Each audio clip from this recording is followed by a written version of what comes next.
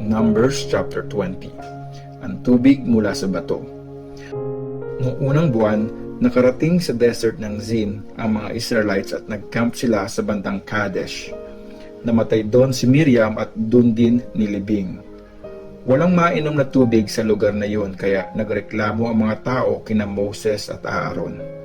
Nareklamo nila si Moses at sinabing, mas mabuti pang mamatay na lang kami kasama ang iba pang mga Israelites sa harap ni Lord. Bakit mo pa kasi kami dinala dito sa desert? Para mamatay lang kami kasama ang mga alaga naming hayop? Bakit inalis mo pa kami sa Egypt para dalhin lang sa pangit na lugar na ito? Wala namang tumutubo dito. Walang butil, figs, grapes at mga bunga ng pomegranate.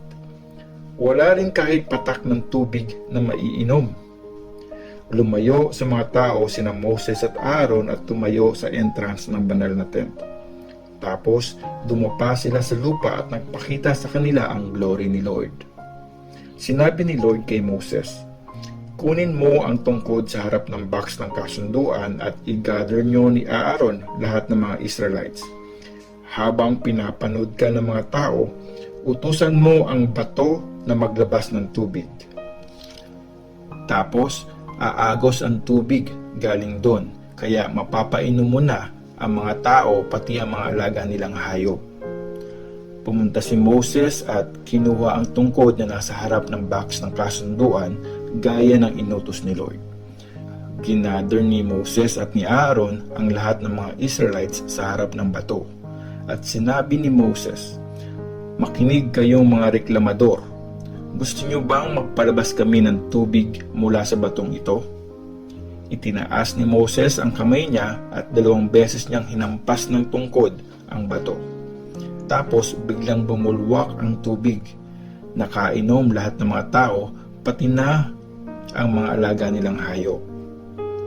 Pero sinabi ni Lord kina Moses at Aaron, dahil hindi kayo nagtiwala sa kapangyarihan ko habang pinapanood kayo ng mga Israelites, hindi nyo na sila masasamahan sa lupang pinangako kong ibibigay sa kanila.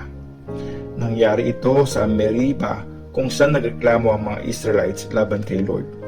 Dito niya rin pinakita sa kanila na banal siya. Hindi pinadaan sa Edom ang mga Israelites. Habang sila ay nasa Kadesh, nagpadala ng mga messengers si Moses sa hari ng Edom. Ang sabi nila, galing sa tribe ng Israel na kamag-anak mo ang mensaheng ito. Alam mo ang hirap na pinagdadaanan namin. Pumunta yung mga ancestors namin sa Egypt at doon kami tumira ng matagal. Pero pinahirapan kami ng mga Egyptians, kaya humingi kami ng tulong kay Lord. Pinakinggan niya kami at nagpadala siya ng isang messenger para tulungan kami na makaalis sa Egypt. Sa ngayon, nasa Kadesh kami na nasa boundary ng teritoryo mo. Please, payagan mo kaming dumaan sa lupang sakop mo. Sinisigurado namin sa iyo na hindi kami dadaan sa mga bukid at ubasan nyo. At hindi rin kami iinom ng tubig mula sa balon nyo. Basta sa main road lang kami dadaan kasama ang mga alaga naming hayop hanggang makalabas kami ng teritoryo nyo. Pero sumagot ang mga taga-Edom, hindi kami papayag na dumaan kayo dito sa lugar namin. Subukan nyo lang at gera ang sasalubong sa inyo. Sinabi ng mga Israelites, dun lang kami sa kalsada dadaan. Kung uminom kami at ang mga alaga naming hayop sa tubig nyo, babayaran na lang namin. Makikiraan lang sana kami. Pero inulit lang ng mga taga-Edom ang sagot nila. Hindi kami papayag. Sinalubong ng mga taga-Edom ang mga Israelites gamit ang malakas na army nila. Kaya sa ibang ruta na lang dumaan ang mga Israelites kasi hindi pumayag ang mga taga-Edom. Ang pagkamatay ni Aaron. Tapos, umalis ng Kadesh ang buong bayan ng Israel. Dumating sila sa Mount Hor na nasa boundary ng Edom. Sa lugar na yon, sinabi ni Lord kina Moses at Aaron, hindi makakatungtong si Aaron sa lupang pinangako ko sa Israel. Mamamatay na siya. Kasi hindi nyo sinunod ang sinabi ko doon sa Meriba. Isama mo si Aaron at ang anak niyang si Eleazar doon sa Mount Hor. Tapos tanggalin mo kay Aaron ang damit na pang-priest at isuot mo kay Eleazar. Doon na mamamatay si Aaron. Sinunod ni Moses ang utos ni Lord. Inakyat nila ang Mount Hor habang nakatingin sa kanila ang mga tao. Tapos tinanggal ni Moses kay Aaron ang damit na pang-priest at isinuot kay Eleazar. Namatay si Aaron doon sa tuktok ng bundok. Tapos bumaba na ng bundok sina Moses at Eleazar. Nung nalaman ng mga tao na patay na si Aaron, nagluksa sila sa loob ng 30 days. Numbers chapter 21. Nanalo ang mga Israelites. Nung nabalitaan ng hari ng Arad, isang bayan sa southern part ng Canaan na nasa daan ng mga Atarim ang mga Israelites, nilusob niya ang mga ito at hinuli ang ilan sa kanila. Tapos, nag-promise ang mga Israelites kay Lord, kung hahayaan mo kaming talunin ang mga taong ito, i-offer namin sa iyo ang mga city nila ng buong buo at wala kaming ititira sa kanila. Pinakinggan sila ni Lord at tinulungan silang talunin ang mga Canaanites. Kaya winasak nila ang lahat ng mga Canaanites pati ang mga city na mga ito. Tinawag na Horma ang lugar na yon. Ang ahas na gawa sa bronze. Umalis ng Mount Hor ang mga Israelites. Dumaan sila sa daan papuntang Red Sea para maiwasan nila ang teritoryo ng mga taga-Edom. Pero habang nasa daan sila, hindi na nakatiis ang mga tao at nagreklamo sila laban sa Diyos at kay Moses. Bakit mo kami inalis sa Egypt para mamatay dito sa desert? Wala man lang pagkain at tubig dito. Sawang-sawa na kami sa mga walang kwentang pagkain na ito. Nagpadala ng mga makamandag na ahas si Lord. Marami sa mga tao ang natuklaw at namatay. Lumapit ang mga tao kay Moses at sinabi, nagkasala kami kasi nagsalita kami laban kay Lord at sa iyo. Ipag-pray mo kay Lord na alisin niya ang mga ahas na ito. Kaya nag-pray si Moses para sa mga tao. Inutusan ni Lord si Moses na gumawa ng ahas na bronze at isabit iyon sa isang poste para kung sino man ang matuklaw ng ahas ay pwedeng tumingin doon para gumaling. Kaya gumawa nga si Moses ng ahas na bronze at sinabit sa isang poste. Lahat ng matutuklaw ng ahas ay titingin doon para gumaling. Ang pagpunta sa Moab. Nagpatuloy sa paglalakbay ang mga Israelites at nag-camp sila sa Oboth. Pagkaalis nila doon, nag-camp sila sa Abarim sa east, sa desert na sakop ng mga taga-Moab. Tapos nag-camp sila sa Zered Valley.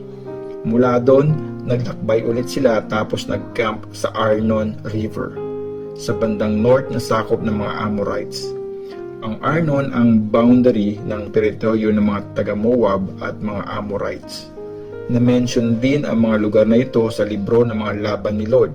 Sabi doon, ang bayan ng Waheb sa lugar ng Supa sa may valley ng Arnon hanggang doon sa ibaba sa bayan ng Ar at boundary ng Moab. Mula naman doon, pumunta sila sa lugar ng mga balon. Dito sinabi ni Lord kay Moses, i-gather mo ang mga tao at bibigyan ko sila ng tubig. Kumanta pa ang mga Israelites noon. Paagusin nyo mga balon ang inyong tubig at sasalubungin nyo ng kanta namin at tinig. Balon ng mga prinsipe ang humukay, kasama ang mga leaders na sa tao gumagabay. Gamit ang kanilang mga baston at mga tungkod, hinukay nila ang mga balon. Tapos, umalis sila sa desert at pumunta na sa Matana. At mula doon ay pumunta sila sa Nahaliel, tapos sa Bamot. At pagkagaling sa Bamot, dumiretso sila sa valley na sakop ng mga taga-Moab. Nasa paanan ito ng Mount Pisgah at tanaw ang desert mula rito. Natalo si King Sihon. Tapos noon, nagpadala ng mga messengers ang mga Israelites sa hari ng mga Amorites na si Sihon. Sabi nila, payagan mo kaming dumaan sa lupa nyo. Hindi kami aalis sa kalsada. Hindi kami pupunta kasama ng mga alaga naming hayop sa bukirin o mga ubosan nyo. At hindi rin kami iinom sa mga balon nyo. Diretso lang kami sa main road hanggang makalabas ng teritoryo nyo. Pero hindi pumayag si Sihon na dumaan ng mga Israelites sa kanilang teritoryo. Tapos, ginather niya pa ang mga sundalo niya at sinalakay ang mga Israelites sa desert ng Jahaz. Pero natalo sila ng mga Israelites kaya nakuha mula sa kanila ang kanilang teritoryo mula sa Arnon hanggang Jabok na nasa boundary ng Ammon. Hindi na sila lumagpas dito kasi masyadong matatag ang depensa ng mga taga-Ammon. Kaya sinakop ng mga Israelites ang lahat ng mga city ng Amorites kasama na ang Heshbon at lahat ng mga bayan sa paligid nito. Tapos doon sila tumira. Sa Heshbon nakatira si King Sihon, hari ng mga Amorites. Natalo niya ang mga naunang hari ng Moab at nasakop niya ang lugar hanggang sa Arnon River. Kaya nga may tulang na isulat para sa kanya. Tara na sa Heshbon at ito ay muling buuin. Ang city ni King Sihon muling patatagin. Kasi lumitaw ang apoy mula sa Heshbon at lumabas ang apoy mula sa city ni Sihon. Kinain ng apoy ang lugar ng Ar sa Moab. Nilamon ang Arnon ng apoy na lumalagablab. O Moab, ikaw ay kawawa. O bayan ng Kemosh, wala ka nang magagawa. Ginawa niyang takas ang mga lalaking anak nila. Kahit ang mga anak na babae ay bihag niya. Walang natira kahit isa sa kanila doon. Mula sa Heshbon hanggang Dibon. Kahit na ang Medeba sa apoy ay nalamon. Kaya sa teritoryo ng mga Amorites tumira ang mga Israelites. Nagpadala rin si Moses ng mga tao para malaman kung paano nila lulusubin ang mga Jazer. Nasakop ng mga Israelites ang Jazer at ang mga lugar na malapit dito. Pinaalis rin nila ang mga Amorites na nakatira doon. Natalo si King Og. Tapos, lumiko ng daan ang mga Israelites papuntang Bashan. Nagmarcha si King Og ng Bashan kasama ang kanyang army para kalabanin ang mga Israelites sa Edrei. Kinausap ni Lord si Moses, "Huwag kang matakot sa kanya. Ibibigay ko siya sa mga kamay mo. Uulitin mo sa kanya ang ginawa mo kay King Sihon ng mga Amorites na naghari sa Heshbon." Kaya pinatay ng mga Israelites si King Og, pati na ang mga anak niya at lahat ng mga kababayan niya. Walang natira sa kanila. Tapos tumira na sa lugar na yon ang mga Israelites.